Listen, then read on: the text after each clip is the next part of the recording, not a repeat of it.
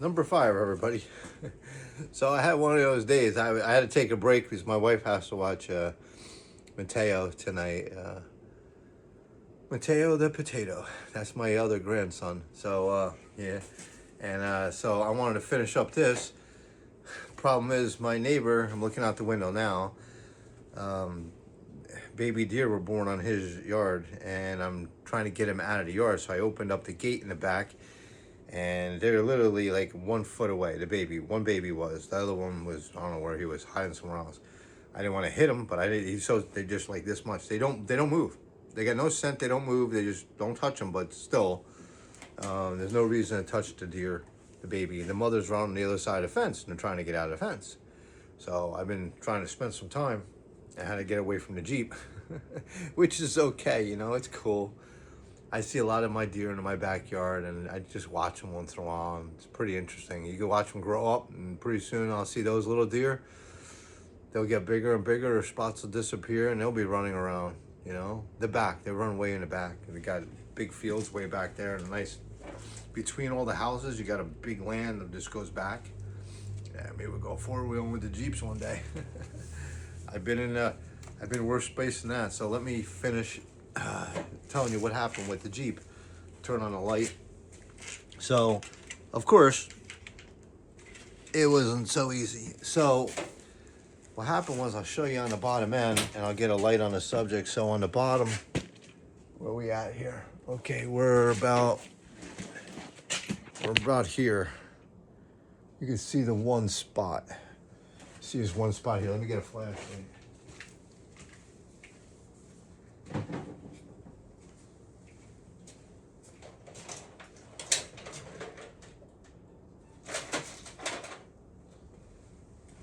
And I got like a point.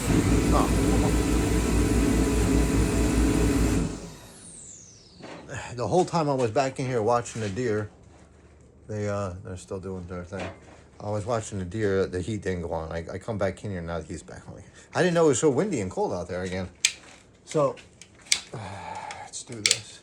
So up here, if you notice this bolt here, it was one of the front spots that it just bolt came through. Well, it kept spinning and spinning and spinning around. I'm like, man, there's no nut on the other bottom.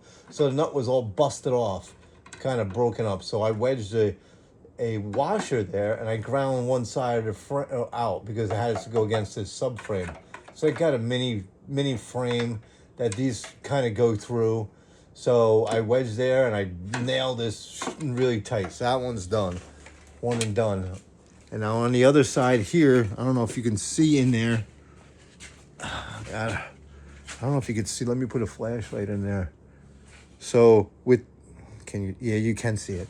Okay, within there, within the frame here, there's another, it's all gooey. There's another bolt and nut and a washer. Now on the other side is the part of the floor that I put up. So I just put a regular washer there, and I was able to sneak in a bolt and a nut. So that's two are done. And if you notice, these are the little rivets that are grabbing the floor. There's 3 there, and there's 1 here, and there's another one. There should be 6 altogether. So if you go on this side, and this side of the frame, there's the other 3. 1, 2, 3. Now you're all done under here. The plate is done, and it's bolted in. The other 2 you can't see. The other 2 are like right where that muffler is right there. Where that muffler is, there's an inside frame that goes all the way there. And that's exactly where the bolts are, and they're blind holes. Forget that, you'll never find them. The inside of the frame is fine. This frame is actually very good shape. So just remember that if you're trying to buy it, it's starting to go. I have 3 little spots that are starting to go, but that'll probably last forever, especially since once these things get to a certain age, they're almost like you have to garage keep them because they just can't take it anymore. So I wanted to finish this up so I could put it on a hill. I am done. So when you're done, let me show you the last step. I always do the last step when you're done. And I'm not trying to hide anything, but all you take is some undercoating and you coat it. That's it, and you're done. Because then it'll look clean. It'll look like, okay, it's a repair if you really look at it. And then if you You might not notice it because I undercoated everything, and it doesn't matter. I'm not trying to hide anything.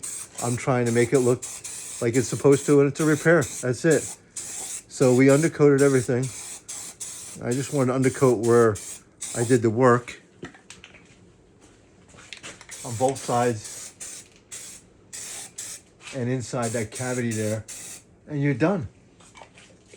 So that's a repair. You can't see anything I did really. And now let me show you the inside of the seat. Let me lower the lift. I'll bring you back. We're finally done. Let me lower this sucker. So, oh, that one's unlocked. So we're gonna bring this down, and then you can see the done seat, and I'll even get some seat time in, right?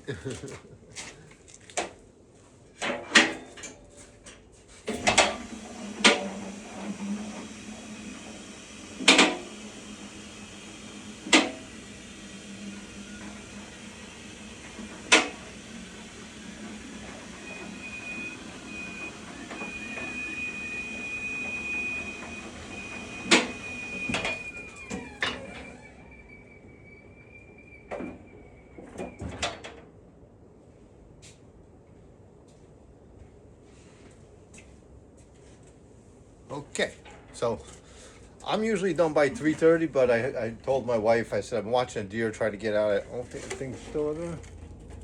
Yeah, they're still on the other side of the fence, on my side, not the good side. They got to be out there in the woods. They'll get out there. They'll find their way. So what I had in the back, like I showed you in the back here, get you down a little lower. In the back, I had to bring out the big boy. So in the back, you got the nut on this side.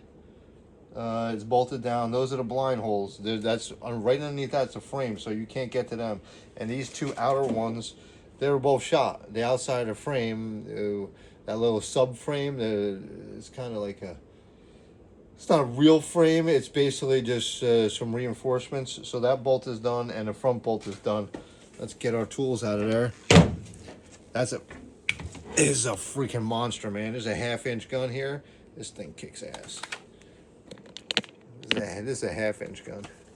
Now, you know those movies, like Crocodile Dundee. That's not a knife. I'll show you a knife. I'll be right back.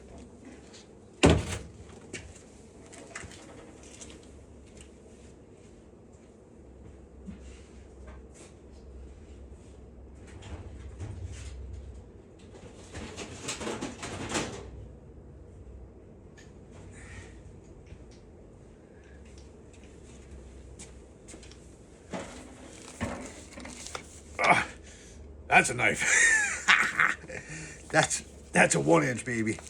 That's a 1-inch. This sucker comes out on a Jeep. We got some issues. A 1-inch Ingersoll Ram. This is a heavy freaking duty gun. It's got. This is why. Hold on a second. Let me back you up a little bit. This is why mechanics are not the weakest people. This gun's got to be 50 freaking pounds, man. And I tell you, you better hold on. Like here, you better hold on like it's a freaking machine gun. It's if you don't and it catches, it'll freaking break your arm. I swear to God, it'll break your arm. So it's got a couple different settings and everything. One day I'll sell this, but I never had one. I had one. It broke a long time ago. Avis, when I used to work for them, we had a couple different guns over the years, and sometimes they're not worth rebuilding. My boss was just throw it out or get another one. I'm like, it's like a $1,200 gun. And I was like, can I take it? He's like, yeah, it's broken. I was like, all right. So I sent it out. I think I spent $300-400 to get it rebuilt, and I've had it for a long time. And that's what it is, man. Ingersoll Ram, they kick it. Look at that freaking thing. It's a monster. It used to take anything off. If this doesn't take it off, it'd be like do do do do do. It's so slow. It's just do do. The hammer on this thing is like bam bam bam, snap. You're like, well, it's off. I love it. I love it when it flames. That's a good. That's a knife. I love it, man. That's awesome. Freaking gut, and that's aluminum. Yeah, that thing is solid steel guts, but all aluminum. So there's the seat. We're all done now. So there's that. Grab some tools out of that. The nice thing about these seats is they go all the way to the back. Now you got some seat time. Now we're gonna take the last two tools out of here. Look at this, baby. Oh, check it out, wait. Oh man. This is what it's all about. This is what it's all about here. After like probably 2-3 weeks. Oh yeah. Oh yeah. Ah. That's the effing seat, man. Man is old. 35 years old. And I guarantee you, original seatbelt. Look at that. Original seatbelt. Got to clean up a little overspray here. It's a little marred up from abuse or whatever. Probably catching in something, I don't know what. But look at that, man. 35 years old. At least 35, right? It's a 91. And I got my TJs coming on Tuesday. Go pick them up. So, look at that. Retracts and everything nice. I'm telling you, man. You can't kill an old Jeep. You just got to rebuild it, man. Restore it. So this is more of a restoring project. That's why the price is $10,500. So if you ever been interested, watch all my videos, see how long it takes to do a seat. This is how I would do it. Now, there's other ways to do it. You could just go aftermarket, put a seat on.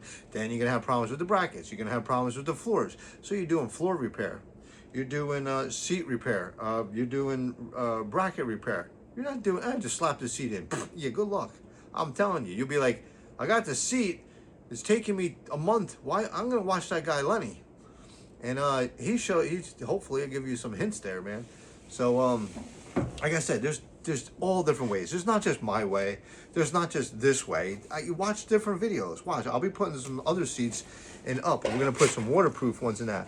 But now that one is all ready, and it's the same thing. It's unbolted, put it in. So this is 35 years of just getting by, just out there and doing it. Now look at her. Sweet, man. That thing is nice, man. That's nice. So we're going to back it out. I'm going to put it on the hill. It's sort of raining. Yeah, it's a Jeep. It could take it. Now, this is not waterproof, this one. This one has a rug. This is an interior, back seat, front seat. Remember, you can go on Marketplace, Facebook, Marketplace, follow me, and you can check it out. Check out what I do for a living. Check out what I'm going to help somebody else drive it, because I'm not keeping this. This is a project. This is a restoration project. This is one of my projects.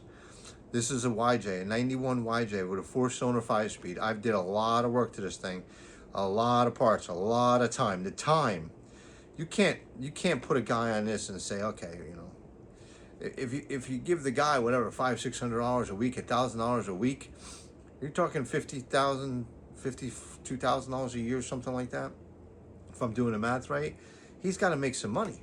This is only going for $10,500. This can't be his own project. You got to have like 4 or 5 projects going on, because how long this is? I've been working on this thing for a year, back and forth. Go back a year. You can find videos from me, and I got them out there, and they're going to be in the what do they call those things? The vault. So I'm going to put this on the hill because I want people to look at it and appreciate it and come by. So it's in front of my house. That's in Somerset. You know, look it up, DeMont Lane. Just drive down DeMont Lane. I'm not going to tell you an exact address, but just go down. You can look up my business. My business is registered here, so I'm not going to try to hide anything. But hey, man, you gotta work at it a little bit. You want to find some gold? You want to find a treasure? Come down DeMont Lane in Somerset, New Jersey, man. That's where it's at, man. That's pretty cool. I mean, I didn't tell everything how I do everything because I got to try to keep some of my secrets. Everybody, peace out, man. Thank God it's Friday. See you soon.